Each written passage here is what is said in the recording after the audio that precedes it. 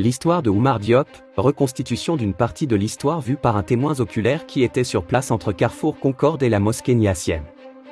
Selon le témoin, le moment où il est venu sur le lieu, il y avait déjà eu une bagarre ou altercation entre un policier et Oumar, la cause il ne sait pas exactement.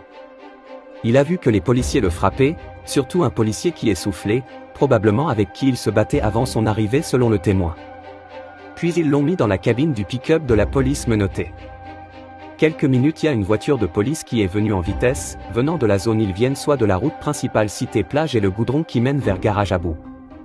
Et là ils l'ont fait sortir et le policier qui essoufflait commença à le frapper des coups de poing et le témoin déclare qu'il l'a même donné un coup de pied avec ses bottes sur les parties intimes de la victime. Et la victime s'est mise à genoux et il était toujours menotté. Le témoin déclare qu'à chaque fois que le policier le frappait, les collègues du policier lui disaient d'arrêter. Et à la fin, ils l'ont soulevé pour le mettre, jeté, derrière le pick-up. Il a reçu quelques coups aussi à ce niveau. Juste en démarrant leur voiture, le frère du jeune Oumar est venu. Il répond au nom de Hamad Diop, c'est une des connaissances du témoin.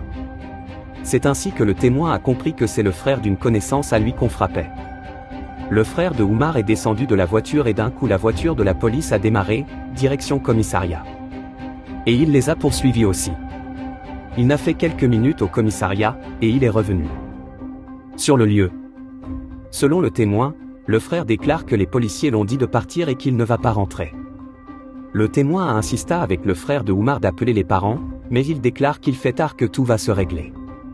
Le témoin insista encore qu'il doit au moins appeler les amis de son frère ou des connaissances dans la police pour les aider à ce qu'on le libère. Il a fait quelques coups de fil, et le témoin avec ses copains sont partis, ils habitent juste à côté de Mauritanienne des équipements. Ce qui s'est passé après il ne sait pas.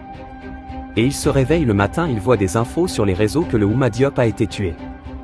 Selon le témoin, les témoins étaient nombreux sur la place, même l'épicerie à côté était témoin. Bien vrai que l'épicier n'est pas sorti de l'épicerie mais peut témoigner qu'une altercation a eu lieu, mais peut-être ils ignorent la cause.